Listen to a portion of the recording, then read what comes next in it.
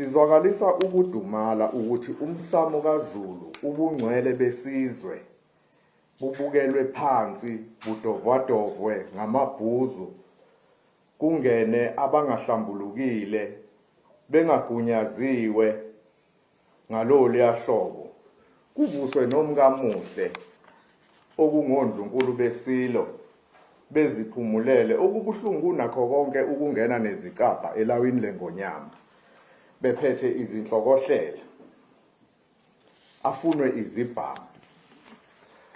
Lokhu kungukuhlaselwa kombuso kaZulu. Sikutholile emlandweni ka-1879, sikubonile emlandweni ngeminyaka yama-90s futhi lapho sikubona kungukuhlaselwa kwenkolo nesiko likaZulu. Njengoba laba bafo bathi bathunywe uhulumeni kazwelonke, sifuna ungqongqoshe wamaphoyisa ubaba uCele asigeze isigodlo sikaZulu njengoba enza kulabo abenkolo yamaSulumane ngesikhathi sikaGimbici. Kuyihlazo ukungahlonishwa komkankosi lapho njengoba kwakhahlelwa ilawu lengonyama. Lokho kukhombisa ukuhlasela isihlalo sobukhosi uqobo nezimiso zendabuko, isiko eliyinkolo yethu njengoZulu nabenguni bebonke abasakholelwa esikweni. Lesi senzo asehluke ngalutho kuleso sokuhlaselwa kwamakhosi nezinduna babulawe kodwa kungaboshwa umuntu. Amakhosi ayisisekelo sobukhosi bukaZulu. Ukuhlaselwa kwezigodlo namakhosi kunomoya owodwa wokuqeda ngobukhosi bukaZulu. Iqala nini imizi yamakhosi ukuba ibizwe kuthiwa ingama-national key points? Kungukusibhuqa lokhu njengesizwe nokusephuca ifagugu nobungcwele bethu. Ngani na? Imizi yamakhosi ingumsamo wethu, ayisiyo umsamo kahulumeni. Njengoba le mizi ingagadwa nje, abalindi bayo omkasilo bengenabaqaphi behlukunyezwa kuyo. Siqaphela inhloso esekucasheni okungukucoboshisa ngobukhosi kancane kancane kuhle kokucoboshiswa kwengonyama ngonyaka ka-1884 enyangeni yesibili ziyisishiyagalombili sibona indlunkulu ihamba buze kodwa kuthiwa izwe kalizinzile ngamazinga obugebengu nokusoconga kwabesimame. Ukumenyezelwa kwezigodlo zamakhosi ngokuthi ezikahulumeni. Kubalulekile ukuthi nginichazele njengesizwe sikababa ukubaluleka nobungcwele bezigodlo kithina Zulu, nokuthi izigodlo lezi ezibizwe ngezikahulumeni zabe zikhona ngaphambi kukahulumeni wakwaZulu nohulumeni ngaphambi ka-1994. Ukugcizelela ubumnini bezigodlo okungondlunkulu bamakhosi, amazinyane nendlunkulu yonke kanye nesizwe kuyasiqwashisa lokhu okushiwoyo ukuthi asizimele Zulu. Ukuphila kobukhosi abunganciki kuhulumeni, akube uhulumeni oncike ebukhosini ngokomhlaba nangokwevoti. Indlunkulu ikhathazekile ngokuphela kwamathuba emisebenzi ngenxa ka-Eskom, njengoba izimboni zivala ngenxa yokwesweleka kukagesi. Ukuvalwa kwezimboni kusho ukulamba kwabantu bakababa, ukwanda kobubha nokukhula ngamalengiso kobugebengu phakathi kwezizwe zabenguni. Nami ngiyamkhalela uZulu. uZulu uzovuka nini uziqalele okwawo. Amabhunu angene embusweni ngo-1948. uVolkskas okuyibhenki lamabhunu waqala uyistokfela sawo, kodwa akwazi ukuguqula awenze ibhange lombuso wawo. Amabhunu aziqalela lo Eskom esikhala ngawo nezinye izimboni ezifana no-Afbok no-Sasol. Ziphi izifundiswa nonjiniyela besizwe samaZulu uZulu uhlezi phezulu kwezigidi zamathani omnotho osenhlabathini okungamalahle nokuningi okuyingcebo eyehlukahlukene umvelinqangi asibusise ngayo, esiyakhele nesihlezi phezu kwayo.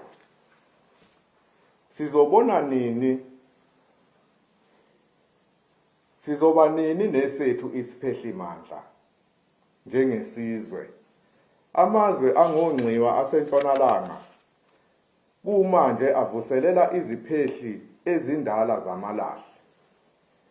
Indaba ye-green energy ayikhiphe ngaphandle okwenyongo yenyathi ngoba ayazicabangela.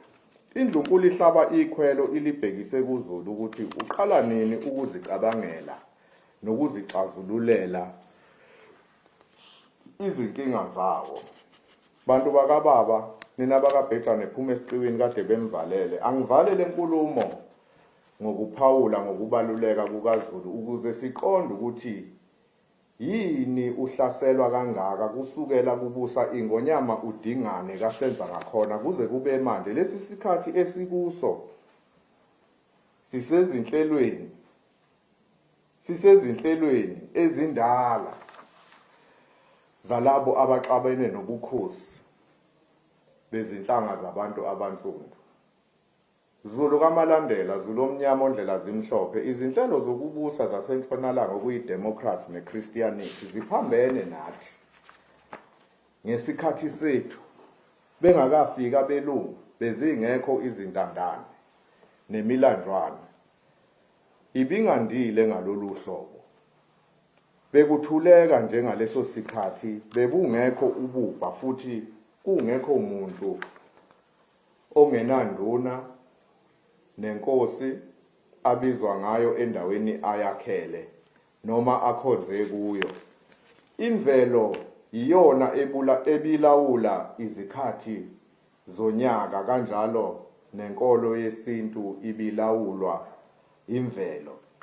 Ukunqoba lempi esibhekene nayo kufanele kutshaleke ezinhliziyweni zethu ukuthi izitha ezinkulu zesihlalo, izinhlelo zokubusa zasentshonalanga, kunesizwe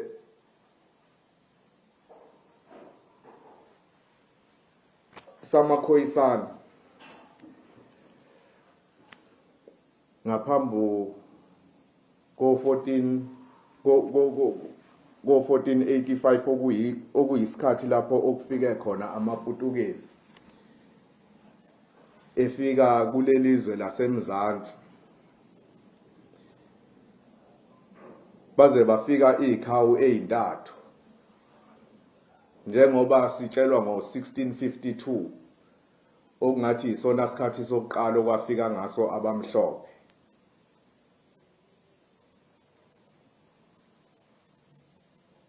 Amakhoyisana akwazi ukuvikela umhlaba wabo.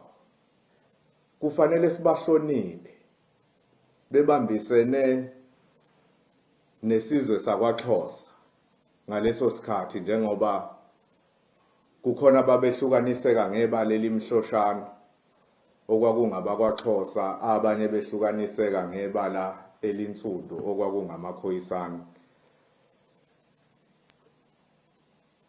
ngoba nabanye ababefuduka besuka kuleli izwe lakwaZulu beya ngokuyohwebelana, ngoba ngaphambi kuka-1652 kunesikhathi lapho isizwe samaPutukezi esihwebelane khona namakhoyisani iminyaka engaphezulu kwengama-60.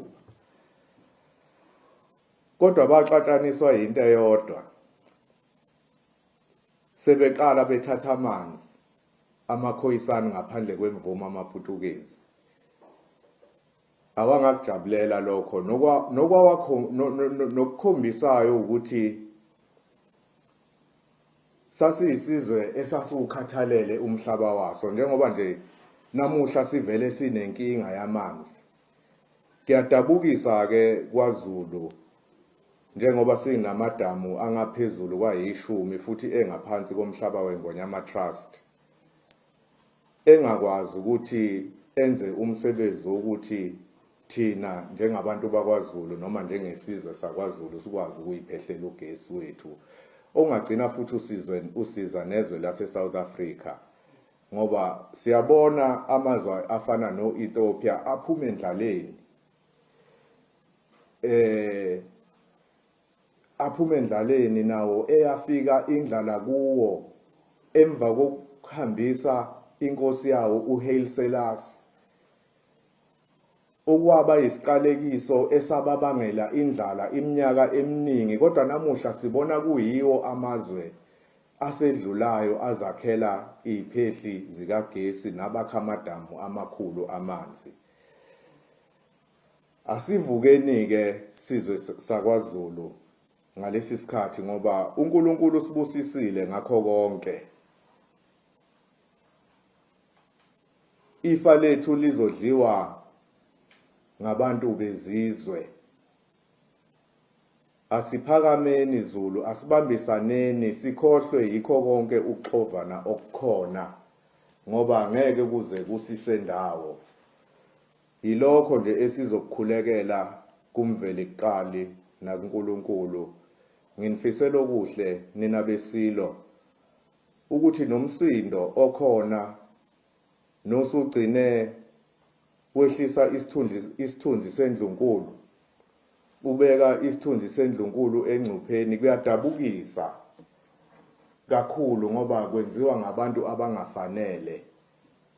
Akusona isikhathi sokucabanga ngezisu lesi Zulu, isikhathi sokusebenzisa imiqondo, ngoba uma sicabanga ngezisu sizocabanga izinto esizoyinikwa ezandleni kusasa kasaphethe lutho.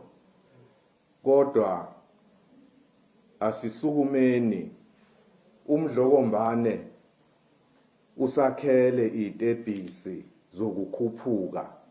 Kubuhlungu namuhla ukuthi umdlokombane siyabona kwenziwa izinto ezenziwayo, kodwa akukhulunywa ngesilo esibuse iminyaka engama-49.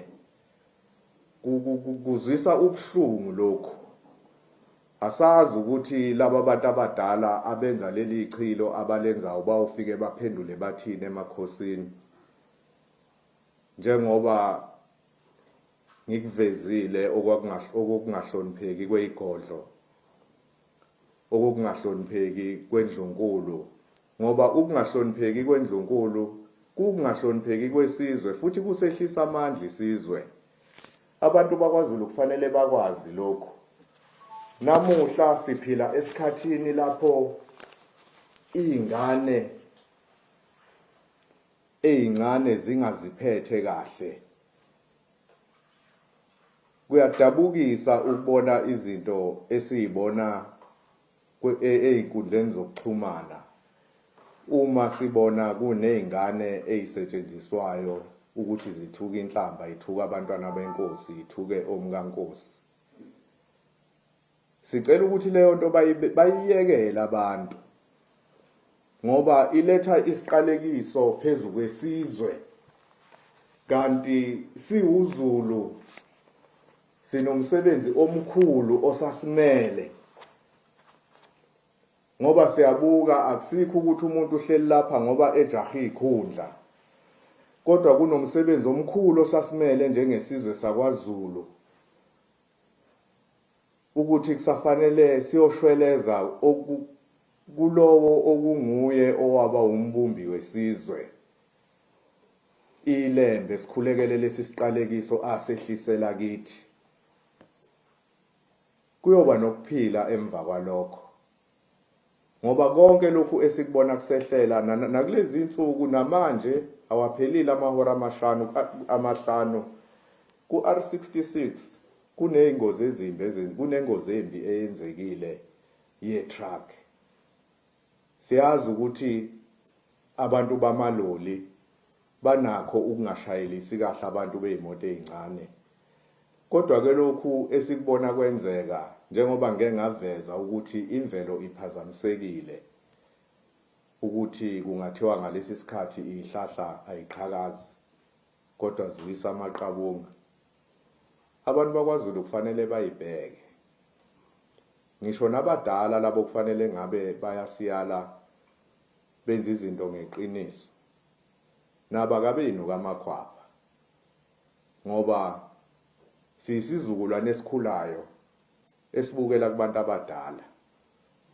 Abantu abadala ngolimi lotsotsi-ke mabebizana bake bethi khona abantu okuthiwa amahlathi, esingalazi lelo gama ukuthi lisho ukuthini. Asingenzi izinto ngokuthanda abantu, ake senzeni izinto ngeqiniso ukuze sibe yisizwe esingamaqhawe njengoba nobaba mkhulu bethu baba ngamaqhawe. Ngiyathokoza sizwe sikaZulu, ngiyafisa njengathi lo nyaka omusha esiuqalile ngoba kufanele siyisizwe esinsundu siyi-Afrika sibuyele ezintweni zethu, ngoba ngiyacabanga ukuthi ukuhamba kwendlovukazi yamaNgisi kusifundisile siyindlu ensundu yase-Afrika. Uma ngabe sibona benza amasiko abo beyofihla indlovukazi yabe emasontweni thina lana esigcwala kuwo, anikelelwa zonke izinsuku kodwa angawenzi umehluko kithi siyindlu ensundu. Ake sakheni ama-factory, ake sizakheleni imboni zethu, ngeke baze basitshela abantu abaphethe umbuso, ngoba bonke abantu abahlele ezihlalweni sebeyisebenzela bona. Ngibonile-ke kwaPhendula ukukhuluma kwami uma ngabe kuthiwa ngiyayisebenzela, ngangishola ukuthi ngalawo mazwi ngiyakwazi ukuzenzela izinto. Isizwe asingesabi ukuthi njengoba indlunkulu ingithatha ingibeka kule ndawo engibeka kuyo, ingibekela ukuthi ngiyoba ugambela kwesami. Anginamkhaba nje ingoba ngiyayisebenzela, futhi ngisakusho lokhu namanje. Ngikushola ukuthi abantu bakwaZulu bafunde ukuthi uma ngabe sizingane zenkosi njengoba sifundisa umdlokombane ukuthi siyisebenzele siyimele bona njengesizwe esibukele endlunkulu. Ngangikukhulumiswa yilawo mazwi ngoba kufanele silungisana amaphutha. Kangizeleke kodwa lapho kuzokhuluma ngamanye amadoda. Ngiyabonga kakhulu nina besilo, niphile unyakeni wenu omusha, asiphephise uNkulunkulu eyingozini lezi ezihlasele, ngoba kuyakhomba ukuthi khona lapho konakele khona. Mhlambe nemvula izoke ine uma singake sibuyele eqinisweni siyindlu ensundu. Ngiyathokoza nina besilo. Ngiyathokoza. Welondo, welondo, welondo, welondo, bayete, bayete. Wena bamsimde robho lesuba, awuthoma ngithi amadodasi, inkonja lethu kwelezulwini, uloyo ngosha, ndayisabela kwempesheya, isikhukulane sikandaba, esikhuluma sabetata, sabethe ey'nkonzini zenkula, ey'nkonzini konke zohlukene. Welondo,